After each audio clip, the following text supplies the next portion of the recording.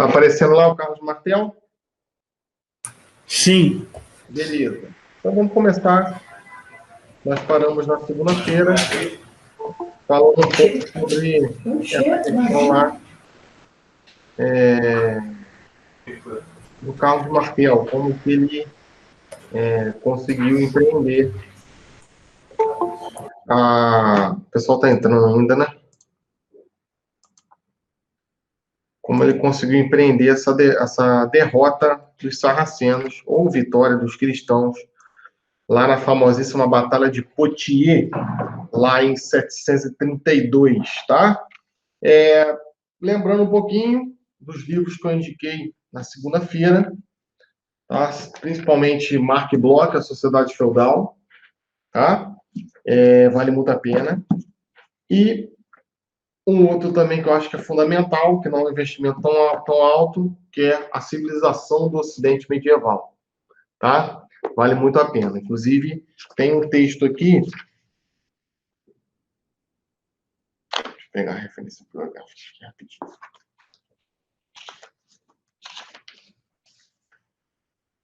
Que vai do mundo antigo à cristandade medieval, exatamente o que eu fiz um pouco por vocês, a civilização medieval, tá? Aí a primeira parte é a instalação dos povos bárbaros, então a queda do Império Romano, a tentativa de organização germânica no século VIII e X, que a gente está exatamente nessa parte, formação da cristandade, a crise da cristandade, tá? E aí vem estruturas espaciais e temporais, vida medieval, sociedade cristã, mentalidade, sensibilidade e atitude do século X ao XIII. Então, basicamente, o que eu estou falando para vocês. Bruno, mas a Idade Média fala muito de igreja. Não tem jeito, tá? É o período que o cristianismo, principalmente o cristianismo católico no primeiro momento, depois o cristianismo luterano, está se configurando. Então, o nascimento do mundo moderno. A gente vai tentar fazer essa transição hoje, se der tempo. Tá? Falei bastante para vocês do Carlos Martel, mostrei a Batalha de Poitiers aqui, né, que os árabes, não apenas os árabes, mas os islâmicos, né, sarracenos, vão invadindo todo esse território, principalmente depois da morte de Maomé, Ali, que é o seu primeiro califa, tá? Maomé não era califa, era profeta, tá? E ele vai invadindo todo esse território aqui até chegar na Península Ibérica.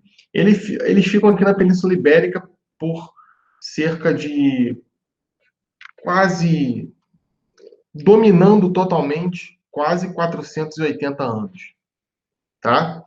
Eles só são expulsos definitivamente desse território aqui embaixo, chamado Granada, tá? Em 1492, exatamente no mesmo ano que Colombo chega a Santo Domingo, né? Chega nas ilhas lá da América Insular, tá? Vamos lá. Falei um pouco para vocês também do Pepino Breve, que é filho de Carlos Martel, pai de Carlos Magno. O que os pepinídeos fazem, né? O que Pepino Breve faz? Ele vai doar o Estado Pontifício para a Igreja, e nesse íntere a Igreja vai se ver um pouco em dívida com a França, tá? Aqui ainda na França, aqui é a Gália. Vai ser França daqui a pouco, eu vou mostrar por quê, tá? A Igreja vira um senhor feudal, uma senhora de terras, como outra qualquer, e também com exército, ok?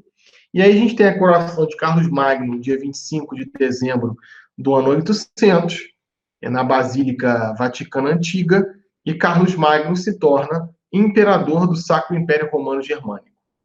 Isso é o auge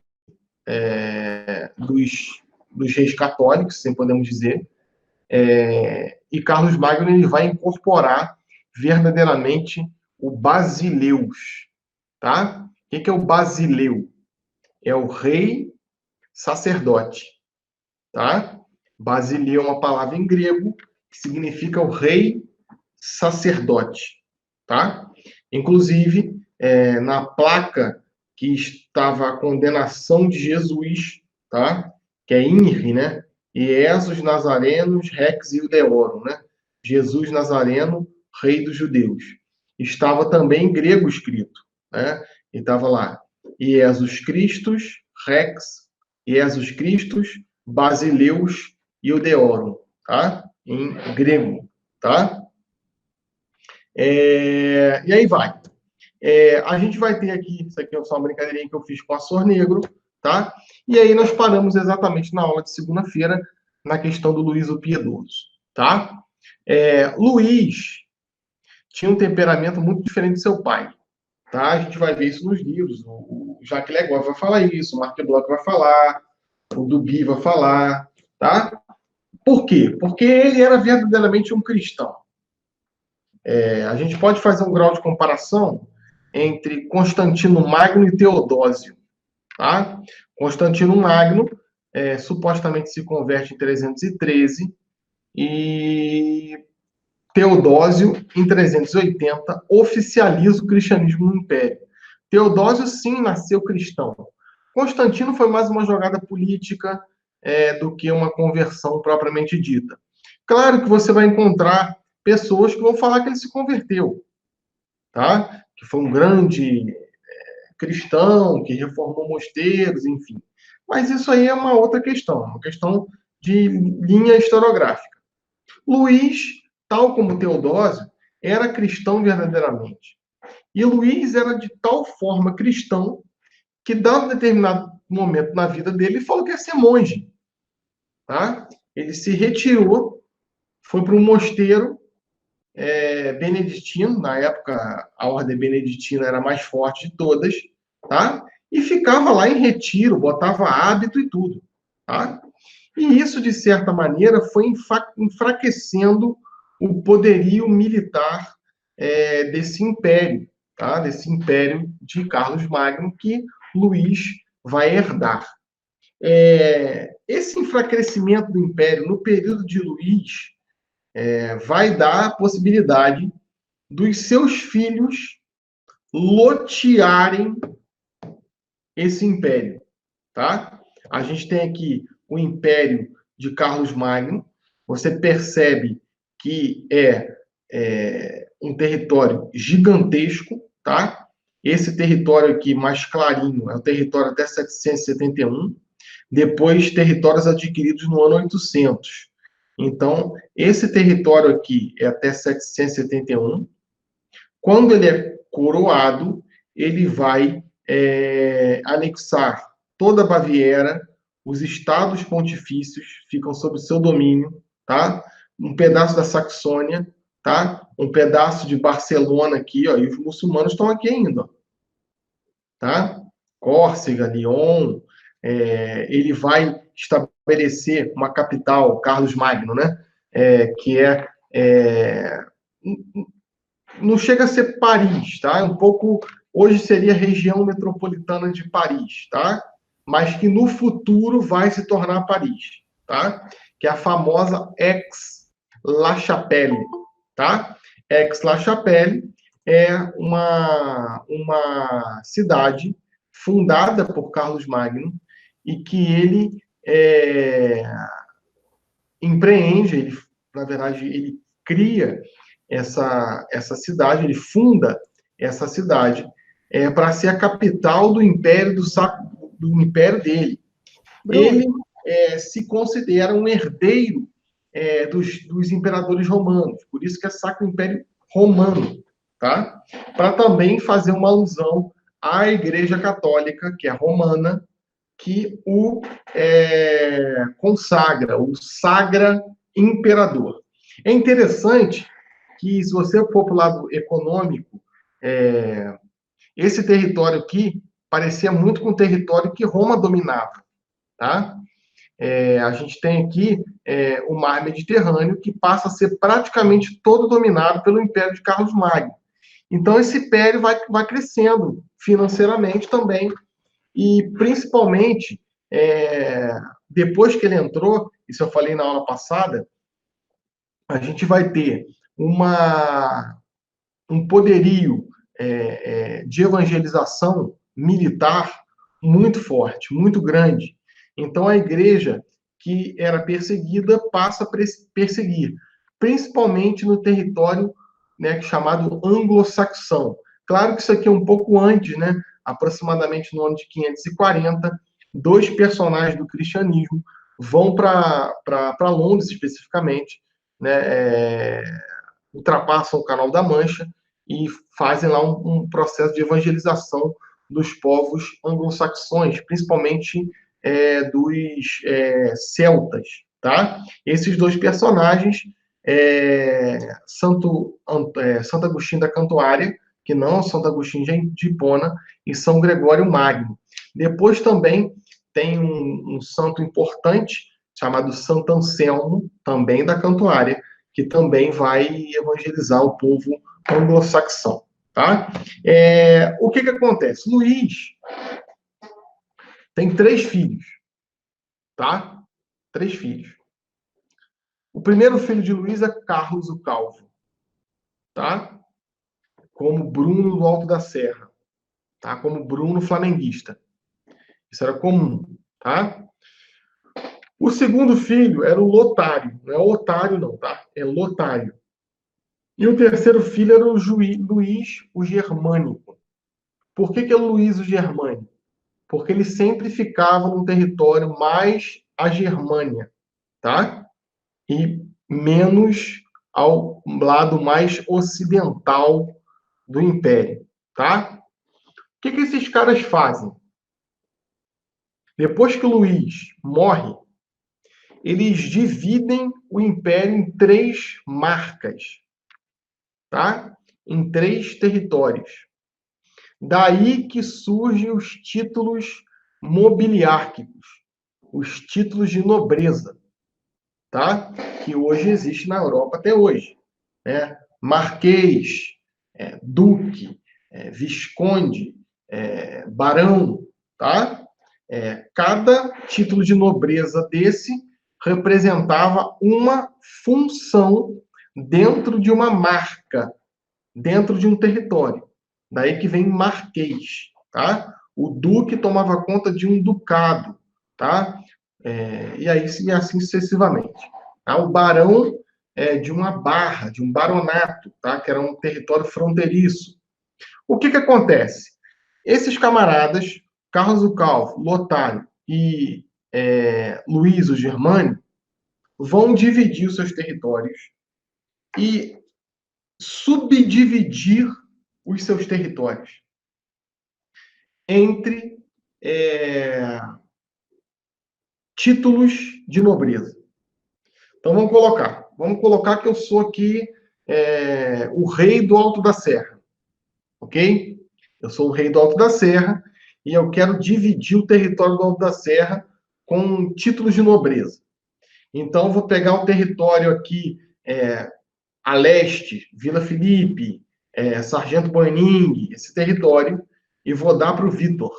E o Vitor vai ser um nobre do meu reino, do reino do Alto da Serra.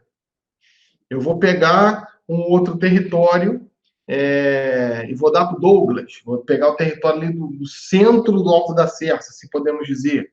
Rua Tereza, tá? Início do Morém, e eu vou dar um título de nobreza para ele. O que esses caras vão fazer? O que o Vitor e o Douglas vão fazer? Vão também subdividir as suas terras para trabalho, tá? E aí a gente inicia um processo chamado processo de vassalagem e sucerania, tá? O Vitor e o Douglas são meus suceranos, porque eu sou um nobre, eu sou rei.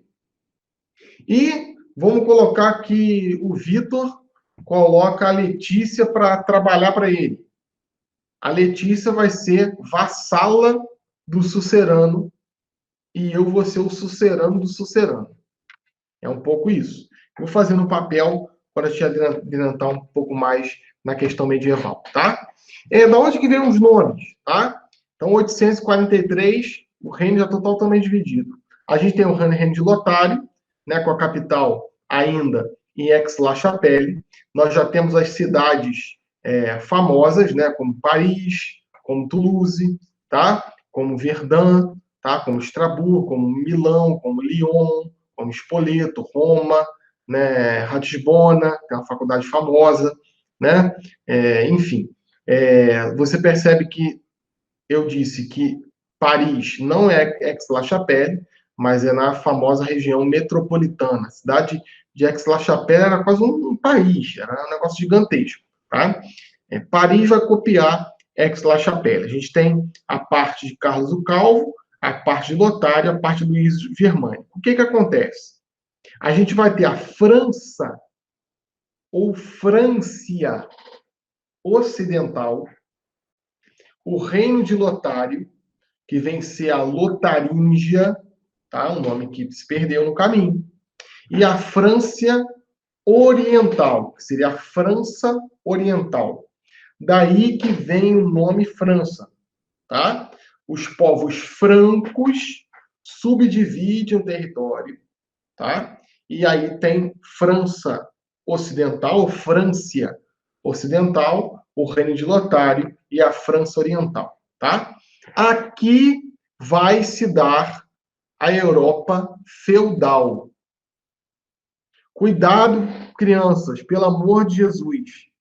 Muitas vezes você pega um autor que é um marxista ortodoxo, tá lá na Quinta Internacional, tá? E ele vai falar de feudalismo na África, tá? Ele vai falar de feudalismo no Egito Antigo. Ele vai falar de feudalismo no Brasil pré-colonial. Não cabe isso, tá?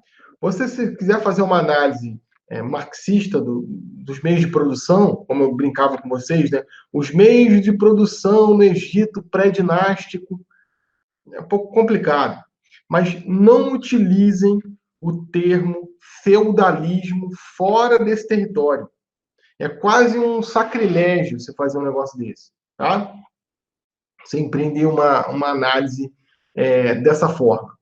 A Europa feudal, tal como a gente conhece, tal como a gente estudou na escola, no ensino médio, no ensino fundamental, se dá no território da França Oriental, da Lotaríngia e da França Ocidental. A gente não vai ter um processo de feudalismo, por exemplo, na Inglaterra. Tá? A gente vai ter um modelo muito incipiente de feudalismo na Inglaterra. A gente vai ter um feudalismo dentro desse território especificamente, tá? O que vem a ser, gente, a Europa feudal? A Europa feudal, vou pegar um papel que eu vou fazer uns desenhos para você, só um minutinho.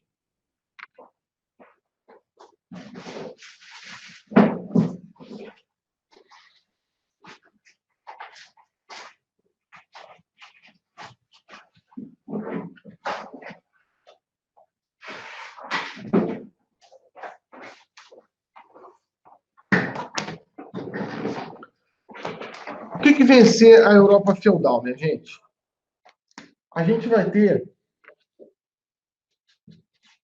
o feudo, tá?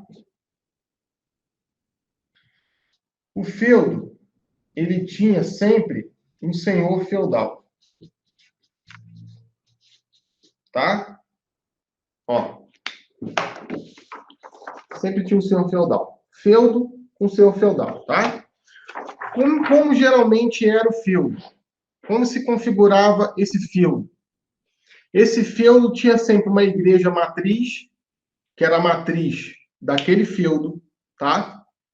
Geralmente, esse feudo era provido religiosamente por um bispo, tá? E aí tinha também padres que esse bispo ordenava, tá?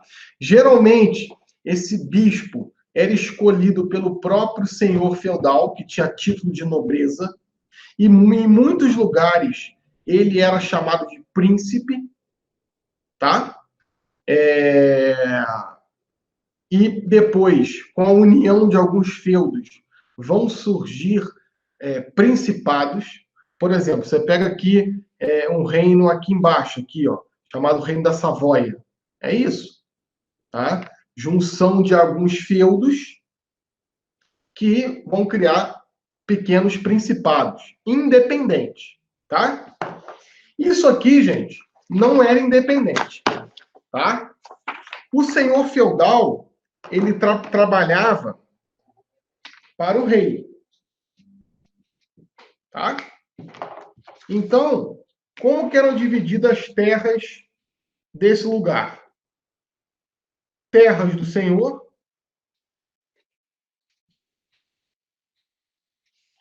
terras dos servos,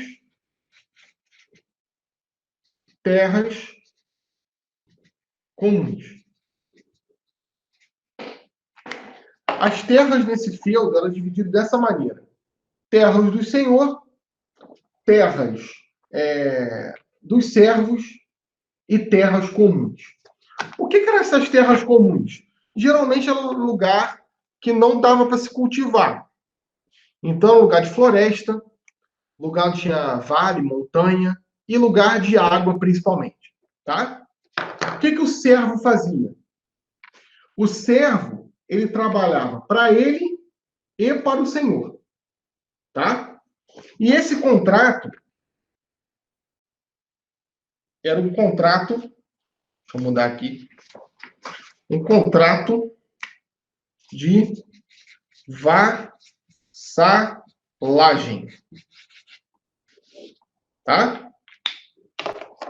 Contrato de vassalagem. O que esse contrato empreendia? E é muito interessante, gente, que é o primeiro, para quem gosta de direito, é o primeiro contrato depois da queda do Império Romano. Olha que coisa interessante. Era muito bacana, porque esse contrato, quem já foi num casamento católico, era exatamente assim, tá? O senhor feudal ficava no altar, como se fosse o noivo, e todos os vassalos entravam em procissão, e na frente do bispo ele prometia proteger os vassalos, e os vassalos prometiam obediência e lutar pelo senhor se o feudo fosse invadido. Inclusive, tem histórias, isso documentado, principalmente a partir do ano 1000, 1100, que alguns vassalos trocam de senhor. Porque falam, o senhor tal prometeu isso para a gente e não cumpriu. O que esses caras fazem? Esses caras, os vassalos, tá, os servos, eles vão começar a plantar. Eles vão plantar aqui e aqui. E depois eles vão plantar aqui e aqui. Isso aqui, basicamente, é para a subsistência dele. Como se fosse uma reforma agrária. Porém, o que acontece? Acho que eu não botei aqui. A gente vai ter, a partir do ano 1000, a partir do século X, tá? Técnicas agrícolas que vão permitir um excedente agrícola e um excedente de produção. Tá? Isso é uma análise bem marxista do feudalismo. É interessante que o próprio Mark Bloch, na Sociedade Feudal, tá? Vai falar isso no livro dele. Mark Bloch, ele vai fazer uma crítica ao feudalismo, mas ele vai se apropriar de muitas nomenclaturas e muitas análises do marxismo, tá? Sem dúvida. Então, aqui, você tinha, não um meio de produção, mas você tinha uma produção agrícola. E essa produção agrícola, num primeiro momento, a partir do ano 800, do ano 900, ela vai ser basicamente de subsistência. O que vai acontecer? Eu vou ter excedentes agrícolas. Então, por exemplo, vou fazer um outro desenho aqui para vocês. Tem o feudo A, tem o feudo B, tem o feudo C, tem o feudo D. Tá? Ó. Cada feudo desse tem uma produção agrícola. Tá? Vamos colocar que o feudo A produz cevada. O feudo B tem uma produção de carne, de porco, que era muito comum, tá? O outro feudo tem uma produção de leite, tem gado e cabras leiteiros, tá? E o outro feudo D tem uma produção de mel e tem uma ferraria muito boa. O que vai começar a acontecer a partir do ano 900? Uma troca de mercadoria. Isso parece, gente, banal, né? Mas não é, porque essa é a primeira vez que acontece depois da queda do Império Romano. A gente começa a ter troca de mercadoria, tá? E aí é o seguinte, começou a ter troca de mercadoria, tá? Era escambo, não tinha dinheiro, tá? Um feudo mais forte ficava interessado na produção de um feudo menos forte e atacava militarmente. A gente vai ter, então, as famosas guerras comunais. Guerras comunais. Guerras de comunas. Não são comunas de comunismo, não, tá? São guerras comunais. Guerras entre os senhores feudais. Por quê? Comércio, tá? Poderio agrícola e novas técnicas agrícolas surgiram. Então, vocês já viram aquele filme de Idade Média, que tem um monte de gente na praça, um monte de gente vendendo coisa? Então, é esse momento que isso está acontecendo, tá? Deixa eu ver quem está entrando aqui.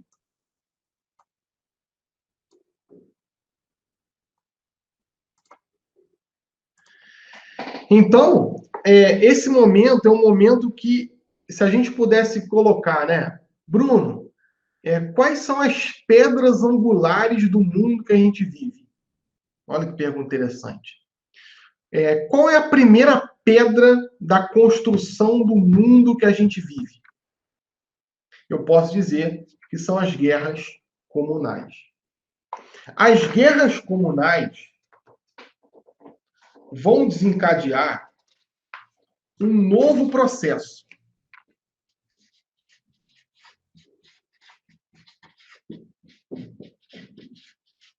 Tá? Que é a famosíssima Revolução Feudal. Tá? É a primeira grande revolução que se tem notícia. O Mark Bloch vai falar isso com muita propriedade. O que vem a ser a Revolução Feudal? Deixa eu pegar aqui o desenho do vassalo. Tá? O que vai acontecer? Esse vassalo vai começar a plantar. Tá? Só que ele vai começar a plantar e vai começar a estabelecer comércio com outros vassalos, com outros senhores feudais. O que isso vai trazer para ele? Poder financeiro. Tá? Ó. Ok?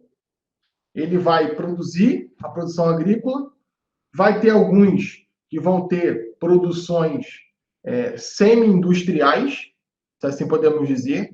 Não é indústria porque não tem máquina, entende? Mas a gente pode dizer que é uma produção em larga escala, mesmo sendo manufatura. Tá?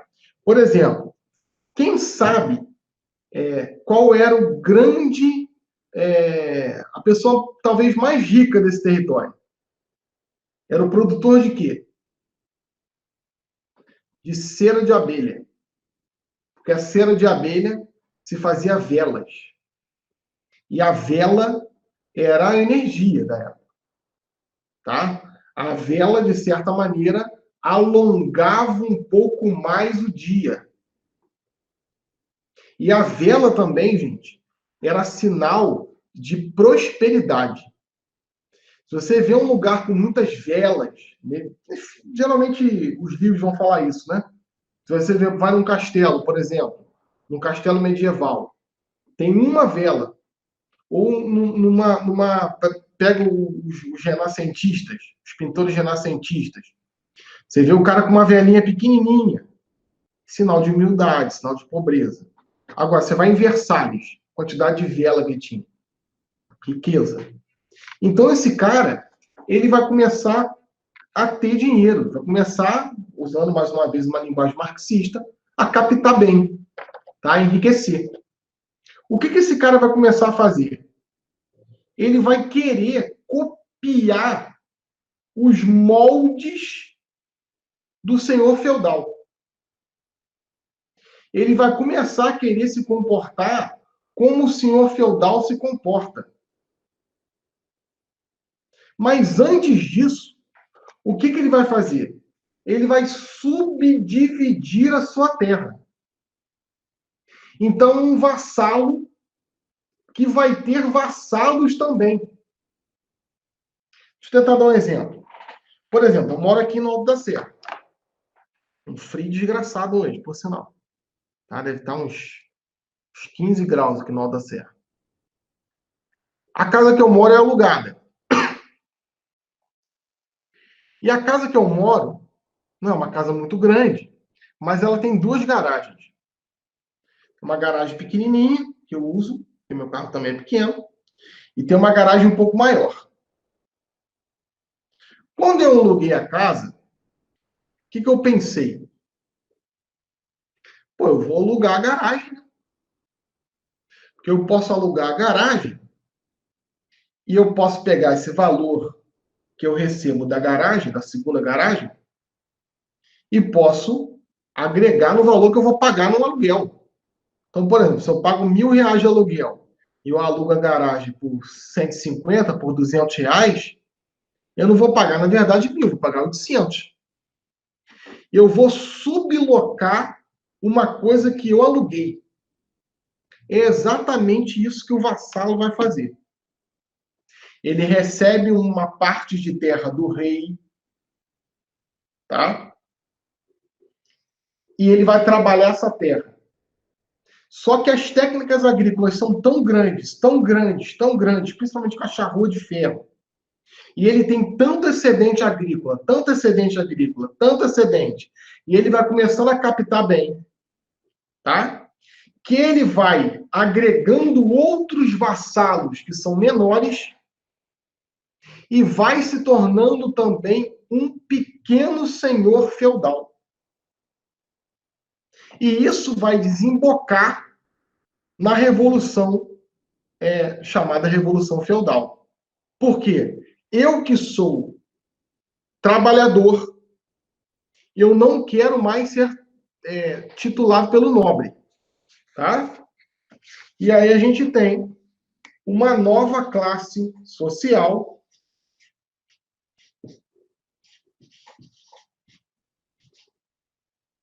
que é o burguês. Tá?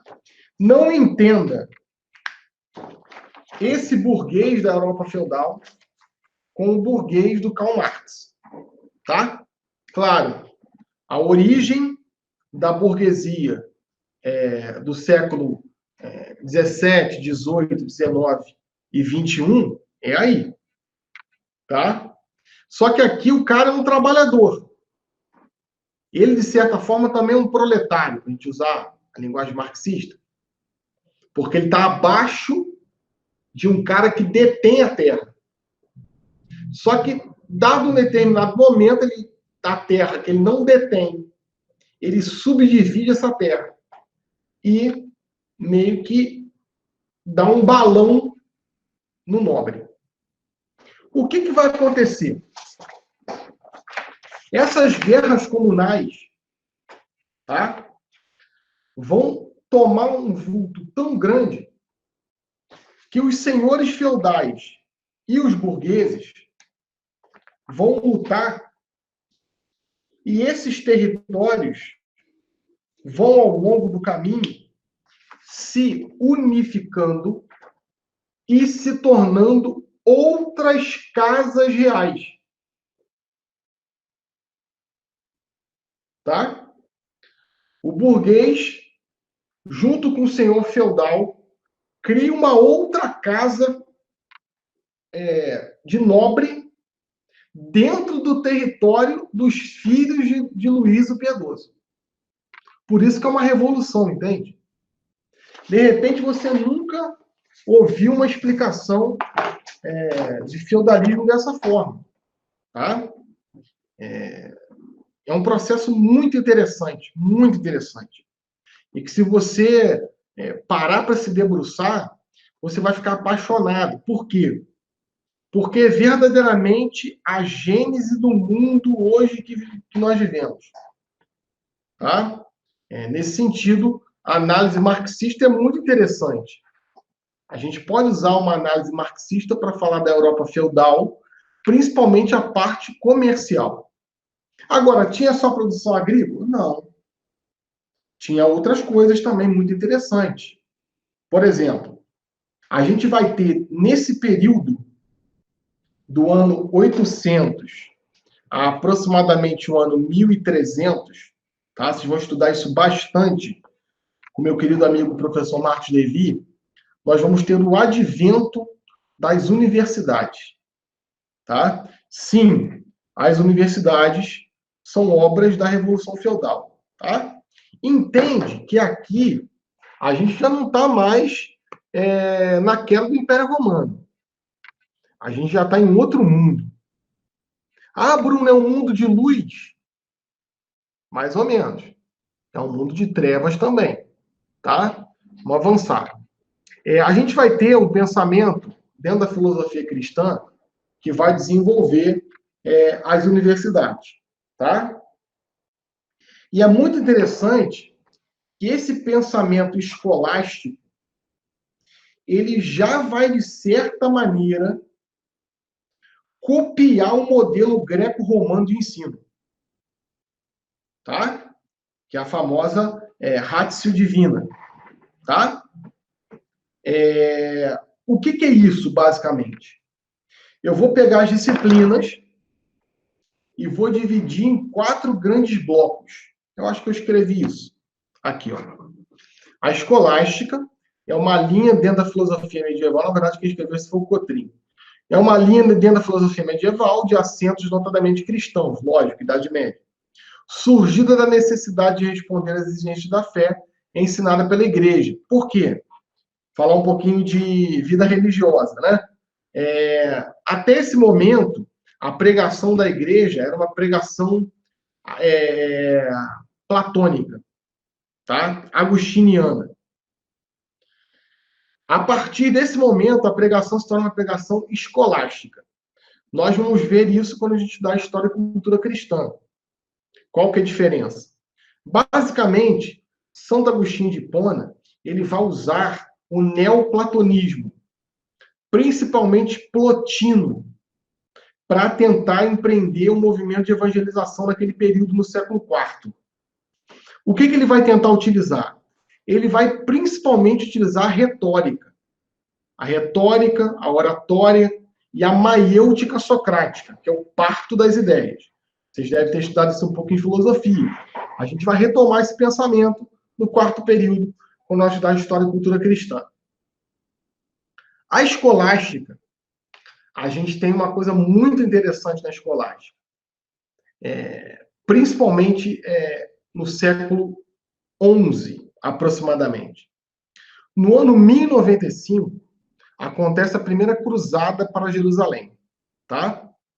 E em Jerusalém, eles têm, não em Jerusalém especificamente, mas no território da Arábia como um todo, tá? Da Palestina como um todo, eles encontram textos de Aristóteles, principalmente a sátira aristotélica, tá?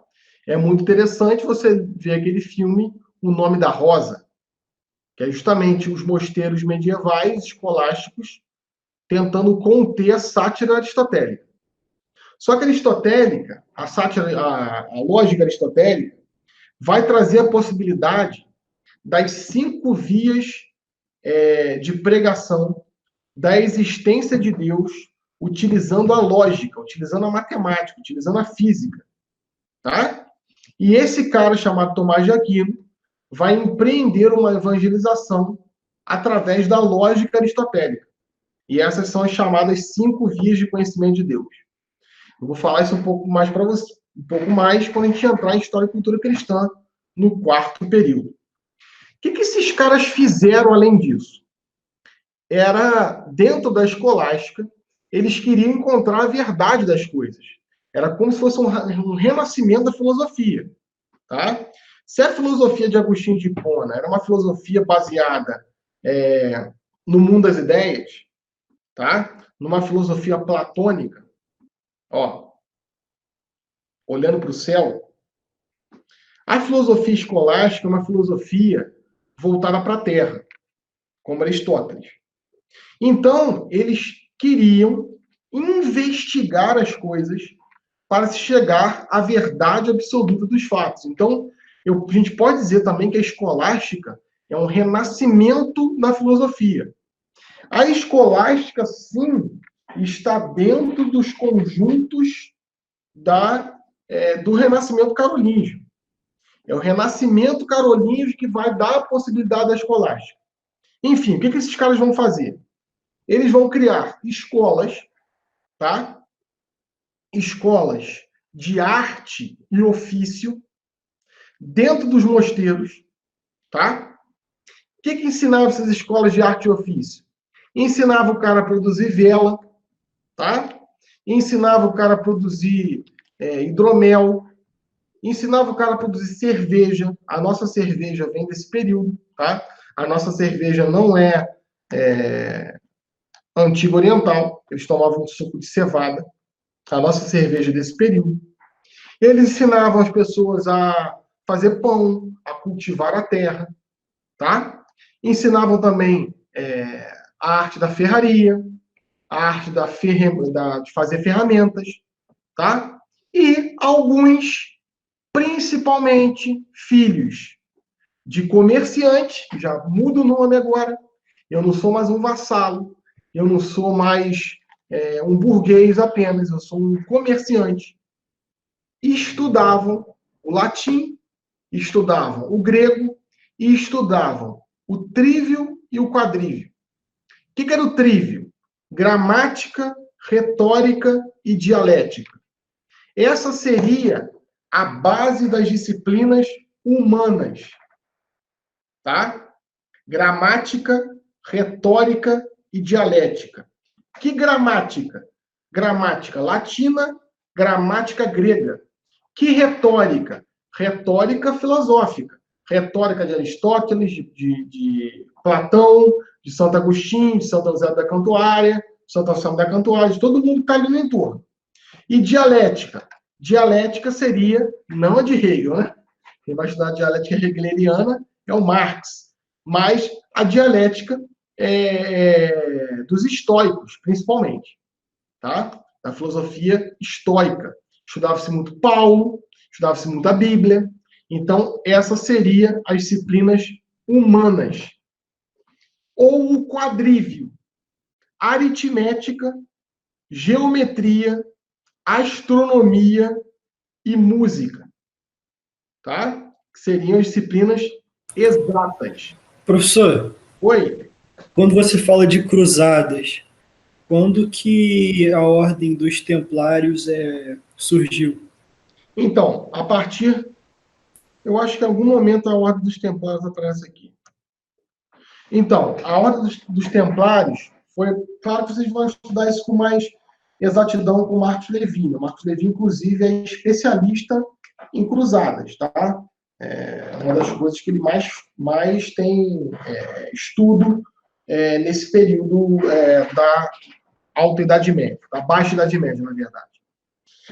A gente tem basicamente 2 ordens cruzadas, tá?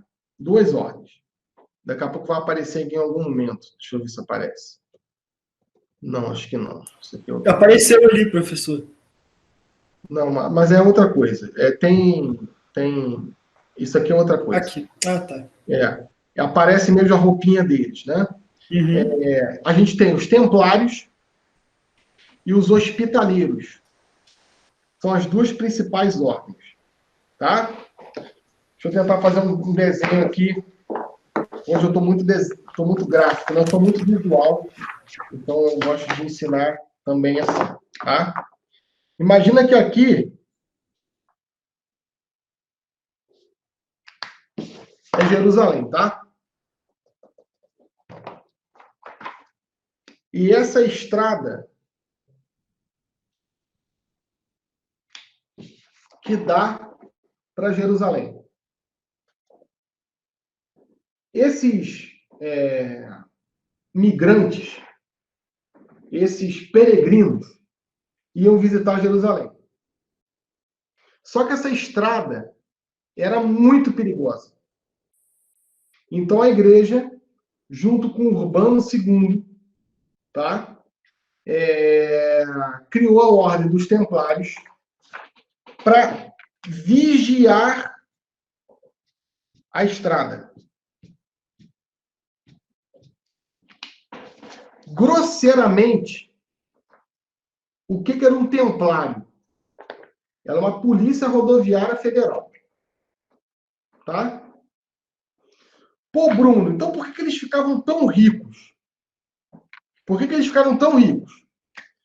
Porque o camarada, vamos colocar que eu vou fazer uma viagem daqui até Juiz de Fora, tá? E eu pego meu cavalo e eu vou começar a ir em direção a Itaipava. Ali teria um posto dos Templários. Só que vamos colocar que eu estou com muito medo de ser assaltado, porque eu tenho um relógio de ouro. Tá? Um relógio não, tinha relógio naquela época.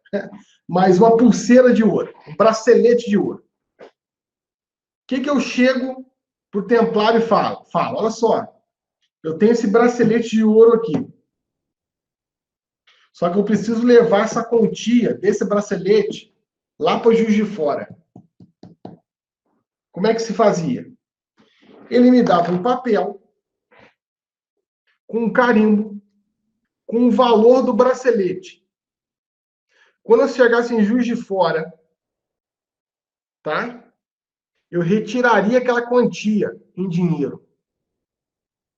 Pô, e ele ficou com ouro? Ficou. Ou eu vou lá e pago o valor e retiro o bracelete. Quem aqui já penhorou alguma coisa? Hoje em dia não tem muito isso, mas na década de 70, 80 era muito comum.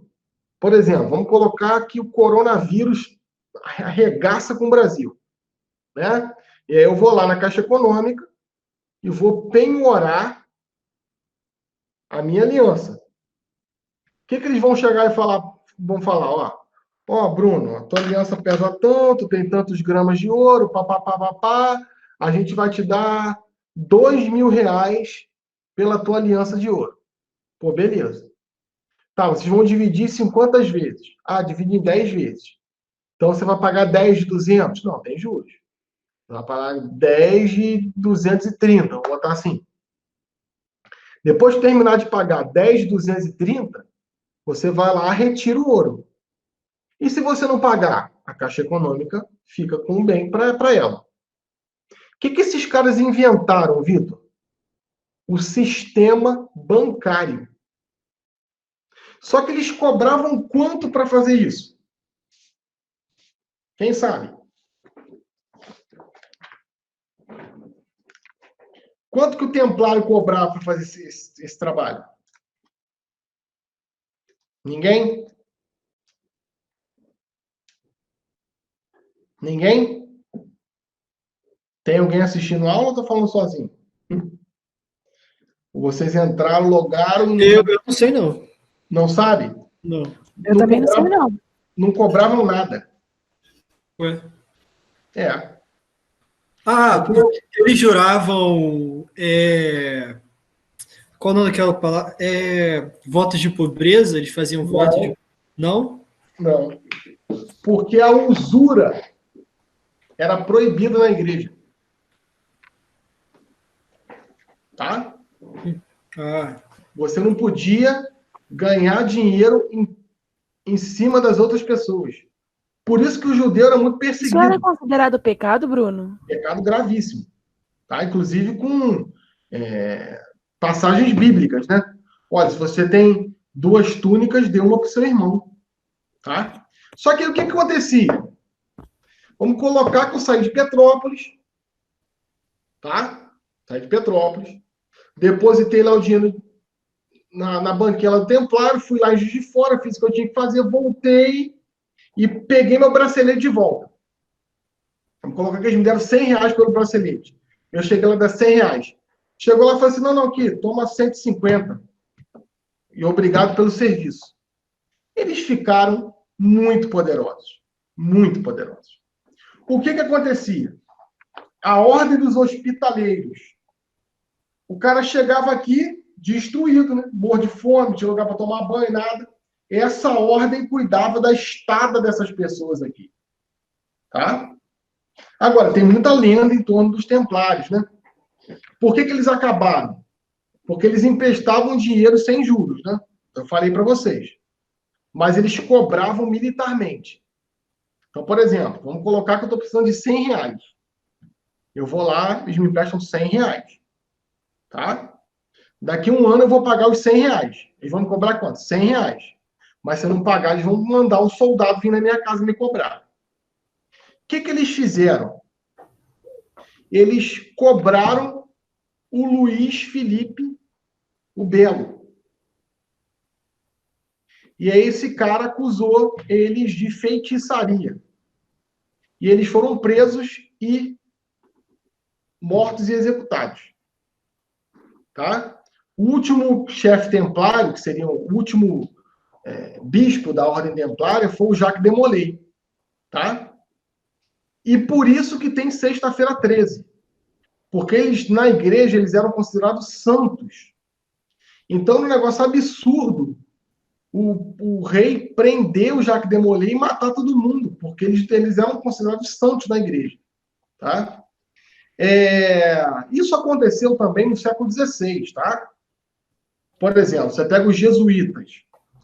Os jesuítas foram extintos por Pombal e a ordem foi extinta da igreja durante quase 70 anos por conta também de poderio econômico. Tá? É uma história, sem dúvida nenhuma, muito interessante. Mas tem muita lenda, né? Por exemplo, falar que os templários fundaram a maçonaria. Meu Deus do céu, eles só estão 700 anos de distância Bruno, da Revolução Francesa. Bruno, Né? Oi. mas o que tem a ver a Sexta-feira 13? Eles foram executados numa Sexta-feira 13? Foram executados numa Sexta-feira 13. E aí o dia ficou marcado, entendeu? Ah, entendi. Como O dia dia de foi a morte dos templários. Isso, a prisão do Jacques de Molay, que era considerado um santo. Tá? E aí foi uma acusação infundável, né? Ele foi cobrar o rei, coitado. Não podia cobrar o rei, né? Vamos avançar. E aí a gente tem as faculdades medievais, né? Isso aí é a faculdade medieval. Vamos contar, ó. Faculdade de Bolonha, Oxford, Paris, que é a faculdade Sorbonne, né? Modena, Cambridge, na Inglaterra, não nos Estados Unidos, tá? Montpellier, Salamanca, isso antes de 1500, tá vendo? 1088 a gente já tem universidade. E não é faculdade não, tá, gente? O que é uma faculdade? Por exemplo, você estuda na Universidade Católica de Petrópolis. Você faz a faculdade de História. Você não faz a Universidade de História, não existe isso. Você faz a faculdade de História. O que é uma universitas? É o universo do saber. O que é uma universidade? É um lugar que tem mais de 30 cursos. Por exemplo, a gente tem uma faculdade famosa aqui em Petrópolis, que é a FMP, né? Faculdade de Medicina de Petrópolis. E tem a FASE, né? Faculdade Arthur Nelson de Saer, que foi o primeiro reitor da Universidade Católica de Petrópolis. Tá? São universidades co-irmãs. O que acontece? Por que a FNP é faculdade e a UCP é universidade? Porque é um curso só, é o curso de medicina. Entende? E a universidade por quê? Porque tem mais de tantos cursos. Eu não sei como é que está a legislação hoje, mas me parece que acima de 20 cursos já é universidade. Então, são universidades, olha. E aí você fala, né? Ah, por exemplo, eu tinha uma professora Hermenegilda Ludic, chamada Menga Ludic, né?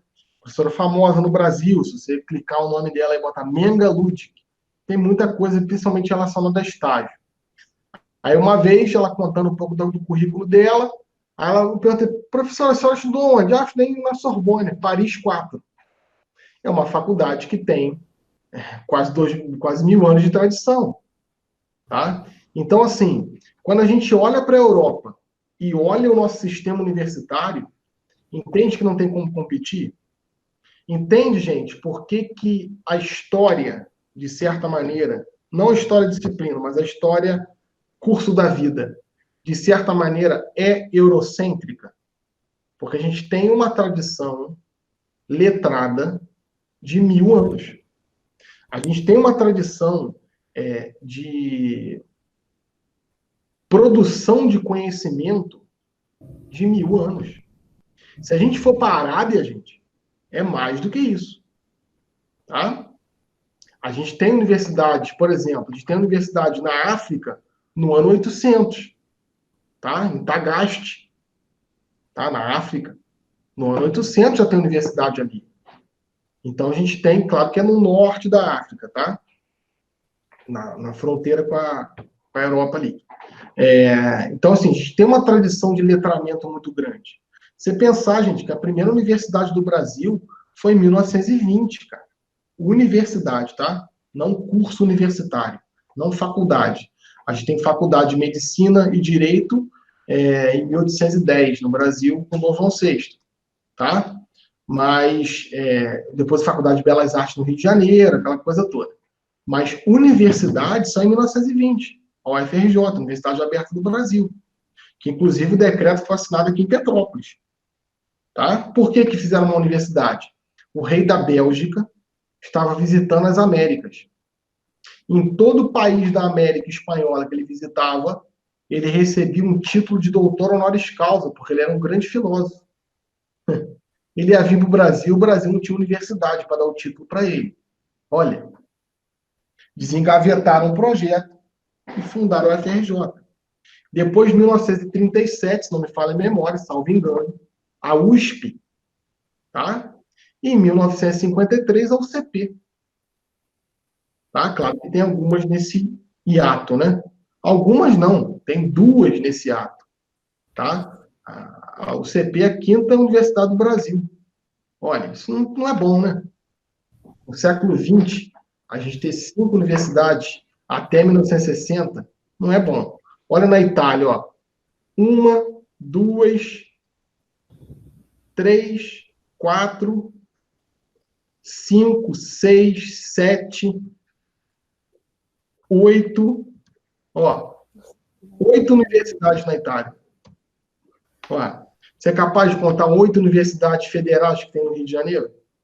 Ó, tem o Cefet, tem a UFRJ, tem a UERJ, a UF, a Unirio, a Rural.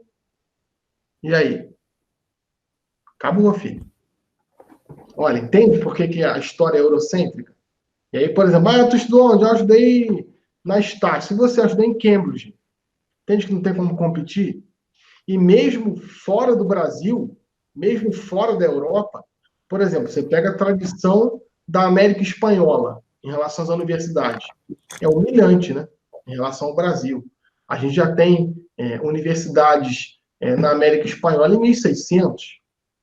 Tá? Em 1700 já tem universidade. E a gente só vai ter universidade no Brasil no século XX. Então, gente, o Brasil não é um azar, o Brasil é um projeto. Tá? E aí a pergunta, né? Um período medieval é treva ou é luz?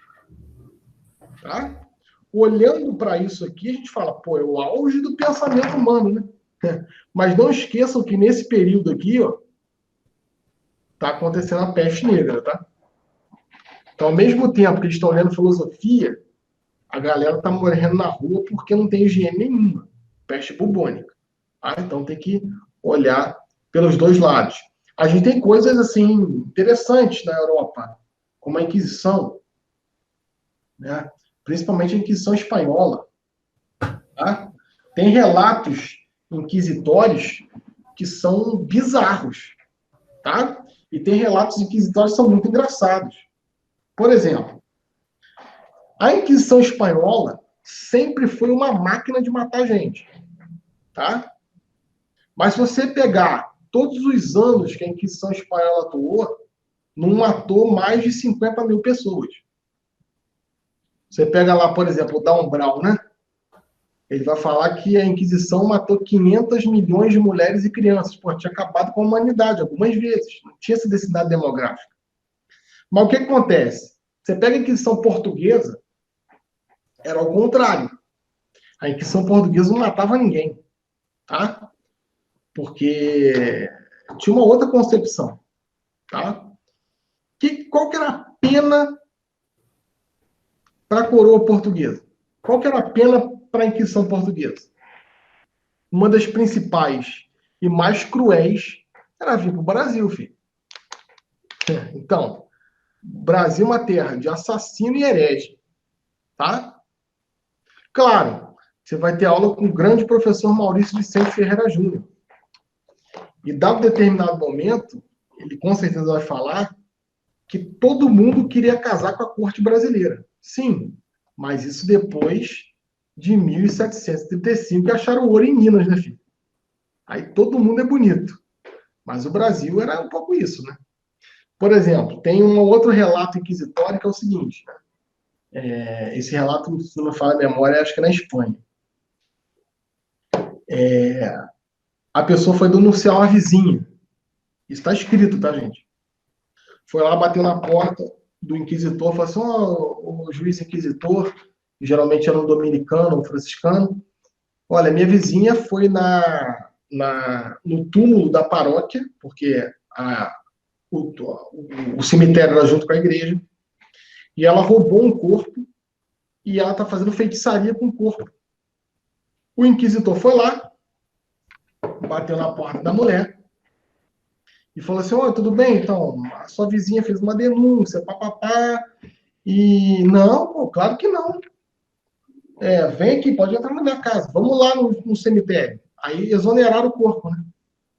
Aí, pena para a suposta bruxa. 5 dias de jejum e abstinência, andar com roupa roxa, uma penitente pública. Pô, mas olha só. Não tinha nada na casa dela. E o corpo estava no cemitério. Tá, mas aí que tá. A maior prova que ela era uma bruxa é que ela estava fazendo feitiço com o corpo e o corpo continuava no cemitério. Olha, como é que a gente julga esse período? É um pouco complicado, tá? Agora, a Inquisição tinha algumas coisas também que a gente pouco tomou posse. Por exemplo, depois do Império Romano, foi a primeira vez que se constituiu um tribunal de julgamento. Você pode julgar se esse tribunal era bom ou ruim. Tá? Isso aí, claro que a gente tem todos os entornos da época. Mas foi a primeira vez que se constituiu um tribunal de julgamento. Tá? Desde a guarda pretoriana em Roma. Tá? A Inquisição Cruzada. E a gente tem que entender essa imagem, e a gente vai parando. Né? Não existia Estado, que eu coloquei aqui entre aspas, tá? Existia, sim, o famoso Césaropapismo. Aqui você tem a coroa da Rainha da Inglaterra, né? E aqui você tem a tiara episcopal, que é a coroa do Papa, que não usa mais há muitos anos, né? Mas simboliza o poder da igreja. Era uma coisa só, filho. A igreja, não existia um poder de Estado, não existia um poder religioso. Era tudo um poder só. Tá? É o Césaropapismo. Você pega, por exemplo, pega a imagem do Carlos Magno e pega a imagem de Jesus sacerdote. Ó, é muito parecido. Ó, só não tem espada, ele tem um cetro, né? Mas faz uma alusão. Entende? Isso é importante que a gente tenha em mente, principalmente quando a gente dá a Revolução Francesa. Porque você decapitar o Luís XVI não é simplesmente você matar um rei. É você eliminar uma mentalidade. Você vira uma outra coisa. Só mais daqui eu já falei, né? Depois a gente fala um pouco mais sobre isso. Mas eu quero mudar aqui o slide rapidinho. Tá projetando? Renascimento?